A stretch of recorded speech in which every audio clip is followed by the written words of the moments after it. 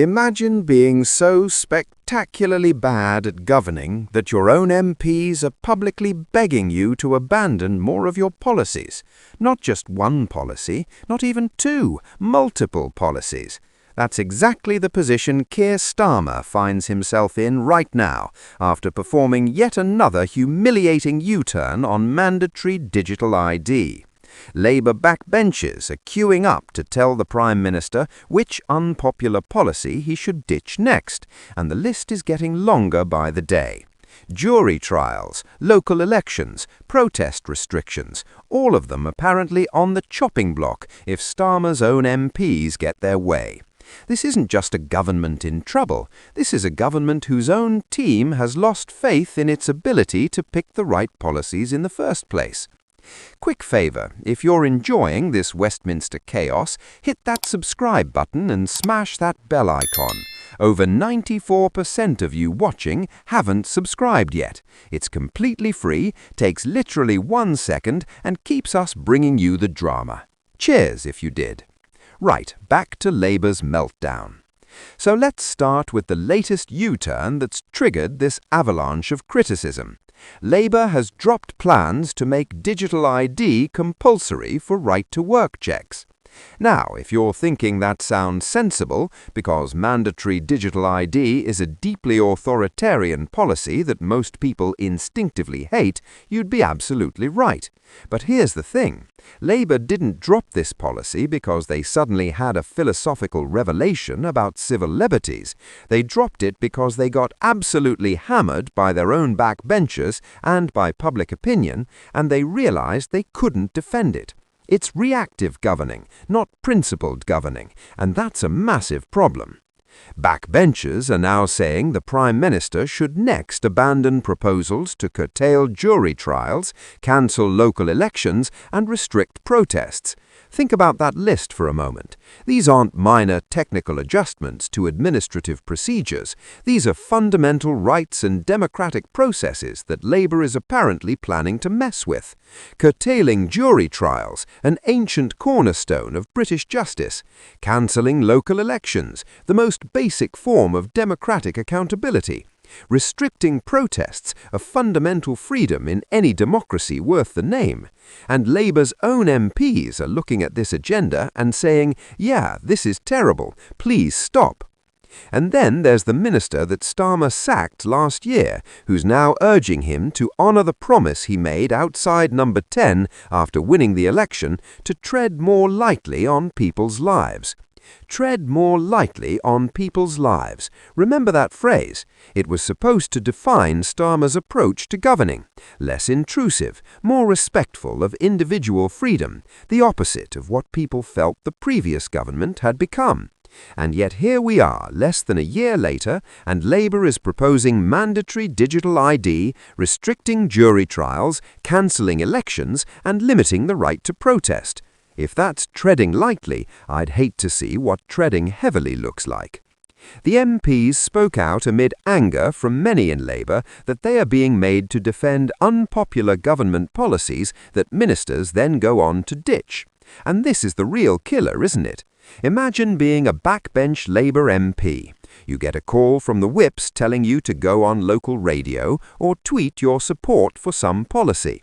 You do your duty, you defend the government line, you make the arguments, and then a few weeks later the government performs a U-turn and abandons the policy, making you look like an idiot for having defended it. It's happened with mandatory digital ID, with the family farms tax, with business rates hikes for pubs. MPs are being sent out to defend the indefensible, and then being left high and dry when the policy gets ditched. Even some cabinet ministers are now said to believe that it is better for them to scrape the barnacles off the boat instead of sticking with plans that voters dislike. Scrape the barnacles off the boat. That's a nautical metaphor that's supposed to evoke wise course correction, getting rid of the things that are slowing you down so you can move faster. But here's the problem. If you're constantly scraping barnacles off your boat, maybe the issue isn't the barnacles. Maybe the issue is that you're sailing in barnacle-infested waters because you don't know where you're going in the first place. Health Secretary Wes Streeting offered a slightly different perspective, saying that the government should adopt the NHS maxim of trying to get it right first time. Which is a lovely sentiment, Wes, truly inspirational. The only problem is that you're not getting it right first time, are you? You're getting it spectacularly wrong first time, then being forced into humiliating U-turns, and then trying to pretend it was all part of the plan. Getting it right first time requires actually thinking through your policies before announcing them, consulting properly, considering the consequences, and having a clear vision of what you're trying to achieve, none of which seems to be happening. In a Commons urgent question called by the Tories on digital ID, a string of Labour MPs welcomed the watering down of the policy so that it will no longer be mandatory for people proving they have the right to work in the UK. So they welcomed the U-turn. They were relieved that the government had abandoned a policy they were supposed to be supporting. That tells you everything you need to know about how bad this policy was and how little genuine support it had even among Labour MPs. But some went further, and this is where it gets properly brutal. Emma Lule-Buck, a Labour MP who's never been afraid to speak her mind, absolutely blasted the government. She said, "This is a mess. Just flat out, this is a mess." And then she went on to list all the other authoritarian-sounding policies Labour is proposing. Increasing surveillance, Department for Work and Pensions powers to snoop on bank accounts, the removal of trials by jury, cancelling elections, and clamping down on peaceful protest. She said the public are starting to become very angry about these encroachments on our fundamental freedoms and creeping state control. It is all inherently un-British. Now imagine explaining this to voters. On one hand, the government says it wants growth, investment, and cutting-edge technology partnerships. On the other, it flirts with banning one of the world's largest social media platforms, owned by one of the most influential figures in global technology. That's not joined-up thinking, that's policy Jenga. And then came the transatlantic thunderclap. Republican Congresswoman and Trump ally Anna Paulina Luna issued a warning that sounded less like diplomacy and more like a trailer for a sequel nobody asked for. If Britain bans X, she would push legislation to sanction not just Sir Keir Starmer personally, but Britain as a whole. Yes, you heard that correctly, sanctions. Miss Luna pointed to precedent. In 2024, the US imposed sanctions on a Brazilian judge who temporarily blocked X. Those measures included tariffs, visa revocations, and other consequences tied explicitly to free speech concerns. In other words, this is not theoretical, it has already happened elsewhere. Her message to Britain was unambiguous: reconsider this course of action or face consequences. Now, take a step back and appreciate the sheer absurdity of this moment. Britain, once famed for exporting liberal democratic values, is now being warned by American politicians that it risks sanctions for restricting free speech. The irony is so thick you could spread it on toast. Miss Luna went even further, framing the issue not as technical compliance, but as a political war against Elon Musk and free speech itself. That's a devastating line, because it reframes the entire debate.